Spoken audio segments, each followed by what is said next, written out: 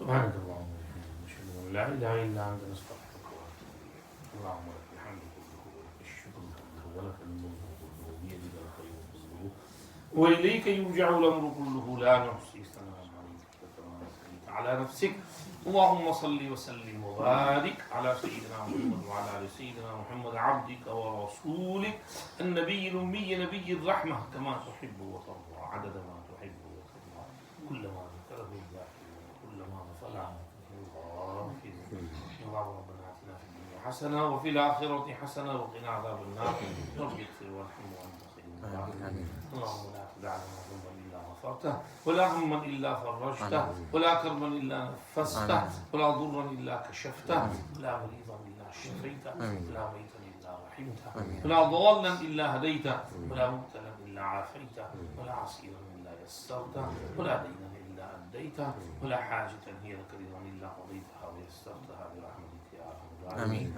اللهم اهدنا فيمن هديت وعافنا فيمن عافيت وتولنا فيمن توليت وبارك لنا فيما أعطيت وقنا واصرف عنا برحمتك شر ما قضيت فإنك تقضي ولا يقضى عليك لا يذل من واليت ولا يعز من عاديت تبارك ربنا وتعالى نستغفرك ونتوب إليك وصلى الله على النبي الأمي الكريم وعلى آله وأصحابه أجمعين سبحان ربك رب العزة عما يصفون وسلام على المرسلين والحمد لله رب العالمين برحمتك يا الله.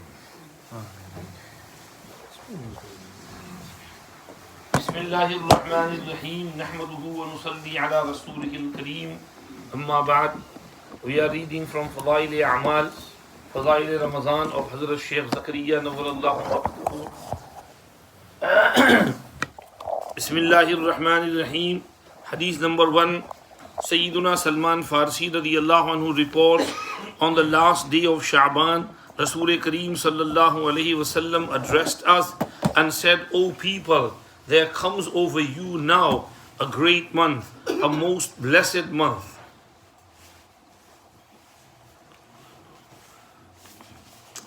In which lies a night more greater in virtue than 1,000 months. It is a month in which Allah has made fasting compulsory by day and has made sunnah the tarawih by night. Whosoever intends drawing near to Allah by performing any virtuous deeds, for such a person shall be the reward like the one who has performed a fard in any other time. And whoever performs a fard shall be blessed with the reward of 70 faraid in any other time.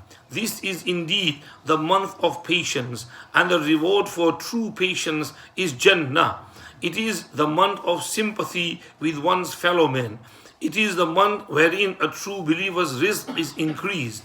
Whoever feeds another who fasted in order to break the fast, for the feeder there shall be forgiveness of sins and emancipation from the fire of Jahannam.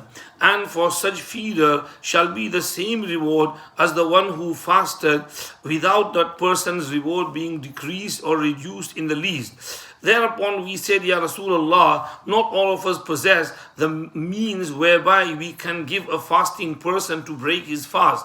Rasul Kareem sallallahu alayhi wasallam replied, Allah grants the same reward to the one who gives a fasting person to break the fast a mere date or a drink of water or a sip of milk. Then he said, this is the month, the first of which brings Allah's mercy, the middle of which brings His forgiveness, and the last of which brings emancipation from the fire of Jahannam. Whosoever lessens the burden of his servants, bondsmen, in this month, Allah will forgive him and free him from the fire of Jahannam. And in this month, 4 things you should continue to perform in great number, 2 of which shall be to please your Rabb, while the other 2 shall be those without which you cannot do. These which shall be to please your Rabb are that you should in great quantity testify La ilaha illallah, that there is no deity to worship except Allah, and that you should make much istighfar, meaning beg Allah's forgiveness by saying astaghfirullah. And as for those without which you cannot do, you should beg of Allah entrance into paradise and ask refuge in Him from Jahannam. And whoever gave a person who fasted water to drink, Allah shall grant him, that giver, to drink from my fountain such a drink whereafter that person shall never again feel thirsty until he enters Jannah. Reported by Ibn Khuzaymah in his Sahih. Commentary. All the points which this hadith draws attention to have been further emphasized in numerous other ahadith on the great virtues of Ramadan.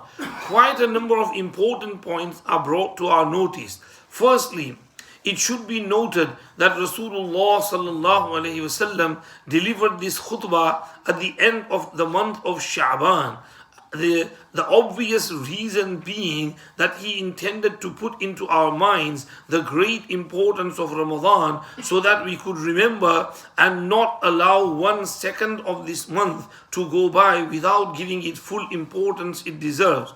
Thereafter, attention is drawn to Laylatul Qadr, about which more is said later. Then attention is drawn to the fact that fasting has been made compulsory by Allah, who also made sunnah the Taraweeh Salah by night. From this hadith, it is noted that the command for Taraweeh prayers too comes from Allah Himself. Besides this, in other ahadith wherein Rasulullah sallallahu alaihi wasallam says, "I have made it sunnah," is mainly to emphasize the importance of Taraweeh Salah. All the authorities of Ahlus Sunnah wal Jama'ah are agreed upon the fact that Taraweeh is Sunnah. Burhan mentions that only Rawafid, Shia, deny the Sunniyat of Taraweeh Salah.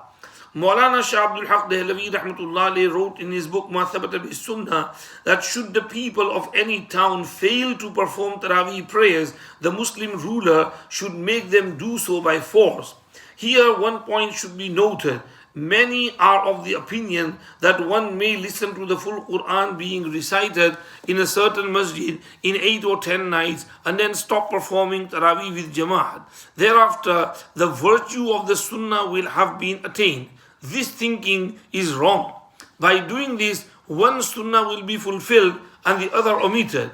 There are two things. Firstly, it is Sunnah to hear the full Quran being recited in Taraweeh in Ramadan. Secondly, it is Sunnah to perform Taraweeh with Jama'at throughout the whole month of Ramadan. Both should be performed with care. As for those who are traveling and are unable to perform both Sunnah because of uncertainty as to where they will be at different places, then for them it would be advisable that in the first few days of Ramadan they should have the full Quran read in Taraweeh so that the tilawat is complete. Recitation is complete. Then they should attend Taraweeh wherever they find the opportunity. In this way, the Quran will also be completed and their work will not be hampered. Another point that is brought to our notice is, in this hadith, is that Rasulullah sallallahu alaihi wasallam informed us that any nafal deed in Ramadan is rewarded as much as a fard in normal times, and a fard in Ramadan carries the reward of 70 fara'id at other times. At this point, we should ponder over our ibadat. How much importance do we attach to it in Ramadan? How many nafil namaz do we perform in Ramadan? As for the first deeds, we observe how numerous people who, after having eaten sehri, get back into bed with the result of the Fajr Salah neglected. Many perform Fajr, but not with Jama'at. It gives the impression that we give thanks to Allah for the food we had eaten for Sahri, but by not performing the most important fard or by not performing Fajr with Jama'at, such a salah has been termed as defective. Rasulullah sallallahu alaihi wasallam said, "There is no salah for those near the masjid except in the masjid."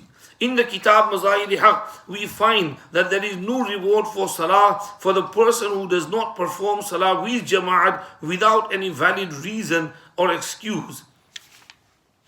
Similarly, numerous cases at the time of iftar, maghrib salah is missed, and many who do not come to the masjid miss the takbir ula at the beginning or miss the first rakat. Many people hasten to get over the Taraweeh Salah early and even perform Isha Salah before the time commences. Some do not pay attention to Salah even in Ramadan. That is why we look after our very important, that is the way we look after our very important Farz Salah in Ramadan. Sometimes in the process of performing one Farz, 3 others are destroyed. How often do we see even the time of Zuhr Salah going because we are asleep, while the Asr time goes by because we are too busy buying or selling or cooking or preparing to prepare for iftar. If such is the case with fara'id, then we can imagine how much less importance is given to the nawafil.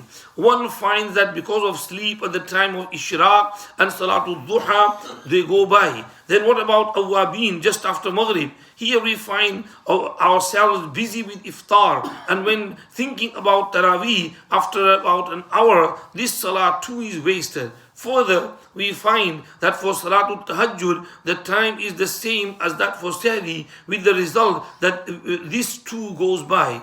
One may make 1,000 excuses for not finding time for these nawafil.